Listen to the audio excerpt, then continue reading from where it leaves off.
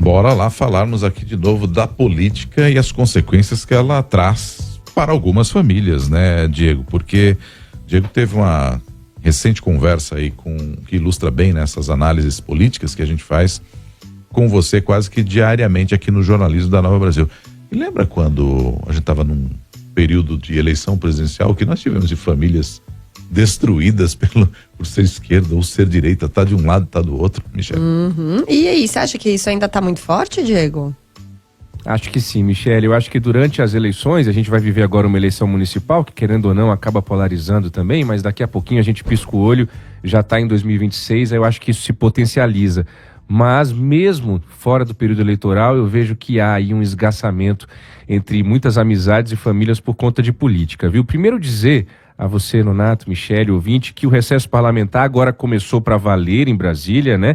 Há uma expectativa de que essa semana pudesse ter alguma coisa, sobretudo no Senado Federal, acabou não tendo nada. A chamada PEC da anistia, que nós já falamos dela aqui, acabou não avançando no Senado, ainda bem, por enquanto, ficou para depois do recesso em agosto.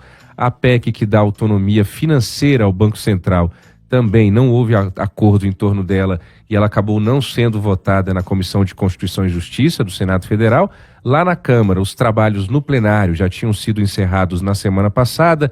Esta semana a gente teve depoimentos dos irmãos Brazão aí, apontados como mandantes do assassinato da vereadora Marielle Franco em 2018, e não teve votação mais. A última votação foi realmente a PEC da anistia no apagar das luzes do primeiro semestre. Então, quando o recesso parlamentar começa para valer em Brasília, é a hora que a gente sai um pouquinho, viu, Michele e Nonato, do batidão da cobertura do dia a dia da política, de olhar para o Supremo, de olhar para o Palácio Planalto, as votações que acontecem, às vezes simultaneamente, nas duas casas legislativas, e é a hora da gente respirar um pouquinho e ter um olhar, digamos assim, mais amplo de toda essa coisa que a gente chama de política, ou seja, tira a gente do automático. E aí tira os políticos do automático, que vão relaxar, descansar, fazer política nas bases eleitorais, do automático de Brasília, que eu digo, né, dessa máquina de moer que é muitas vezes a política aqui em Brasília, e tira também nós, da imprensa, eu, jornalista, analista político, daquele olhar de ficar vendo quem votou como o quê, como é que foi a votação, o que teve de agenda do dia,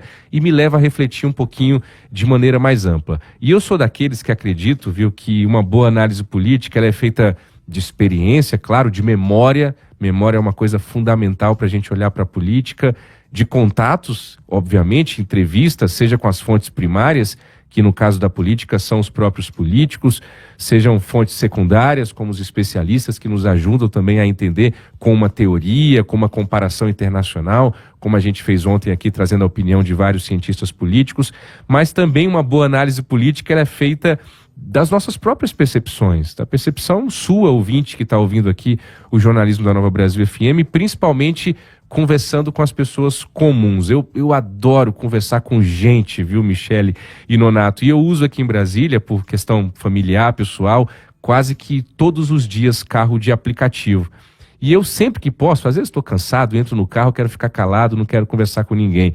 Mas sempre que eu posso, eu converso sobre política com esses motoristas de aplicativo. Isso também não é uma grande novidade. Os taxistas, antigamente, eram grandes termômetros das políticas, né, dos estados, das cidades. Você conversava com um taxista que recebe tanta gente dentro daquele carro ali para falar de política, era sempre um bom termômetro também.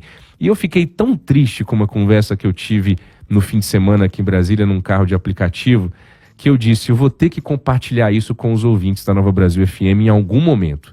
E aí hoje, quinta-feira, eu trago para vocês essa história, que infelizmente não é uma história isolada. Talvez você está ouvindo aqui o jornalismo da Nova Brasil FM e está passando por algo parecido ou passou por algo parecido na última eleição. Mas olha isso, Michele Nonato, me impressionou. Eu sei que não era para me impressionar, porque infelizmente, como eu digo, é algo mais comum do que a gente pensa, mas me impressionou e mexeu comigo mesmo. O motorista me contou que a irmã dele, aí eu não vou citar o nome dos candidatos, porque senão isso vai criar aí já um pré-conceito na cabeça do ouvinte. Mas ele me contou que a irmã dele, na última eleição de 2022 para presidente, votou num candidato específico. E a mãe deles, que é uma senhora de idade, que tem só os filhos, não tem mais um marido, a família gira em torno dessa matriarca, ela não estava convencida de votar nesse candidato da filha. Só que a filha, muito estimulada pelo marido, que também era um eleitor muito aguerrido desse candidato dela, ficou ali tentando convencer a mãe a votar nesse candidato. E ela não estava convencida, não sabia ainda em quem votar. E essa filha começou a ser grossa e estúpida, segundo esse motorista de aplicativo, com a mãe, para que ela votasse no candidato tal, porque seria um absurdo se ela votasse no outro candidato e não sei o que, não sei o que lá. Pois bem, esse irmão, que é o motorista com quem eu conversei, que me disse que votou nulo na última eleição, pegou o telefone e foi conversar com a irmã. Olha, você está machucando a nossa mãe, desse jeito não dá. E chamou lá a atenção dela, me disse que tiveram uma briga por telefone. E essa moça foi até a delegacia registrar uma ocorrência, uma queixa contra o irmão. E desde então, desde 2022, já são quase 2 anos, eles estão sem se falar.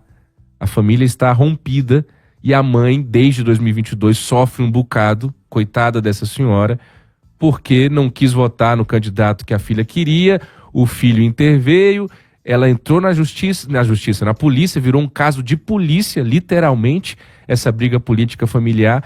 E eu fiquei ouvindo aquela história, eu falei, não é possível, mas vocês estão sem se falar? Não tenho contato com ela, desde 2022 a gente não se fala, e a nossa mãe está sofrendo um bocado. Eu falei, imagino, e aí, e o boletim de ocorrência? Tá lá, a minha irmã fez uma queixa sobre a minha pessoa.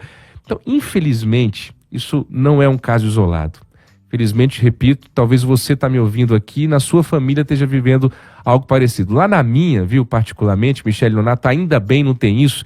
Eu acho que muito por conta do meu trabalho, eu acabo fazendo a cabeça de todo mundo ali da minha casa, meus pais, meus irmãos, minha esposa, para que ninguém brigue por política. Eu tenho dentro da minha casa eleitores de candidatos diferentes para presidente, mas a gente consegue conviver, a gente consegue respirar, e é isso que eu queria concluir o meu comentário de hoje, pedindo para todos os nossos ouvintes, respirem quando forem falar de política. Busquem dentro de vocês aí algum tipo de coerência, que eu sei que ela existe.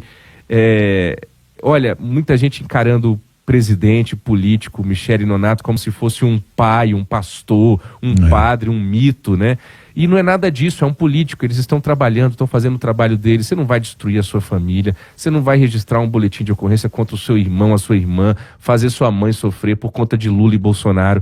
A sua família não merece isso. Eu sei que é um assunto recorrente aqui na minha coluna, mas hoje eu queria trazer esse caso emblemático desse motorista de aplicativo para ilustrar isso que eu sempre digo aqui. Não vale a pena. Seja você lulista, bolsonarista, eu repito, não vale a pena. Michele Nonato.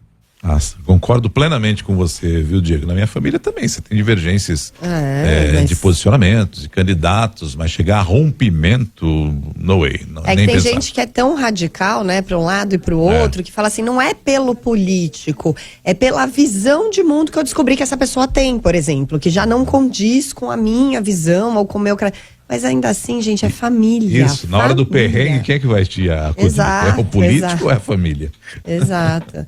Então tá aí, acho que é quase um mantra aqui, viu, Diego? E que as pessoas consigam absorver cada vez mais isso que, né, é recorrente, mas que é tão necessário para que as pessoas entendam de uma vez por todas.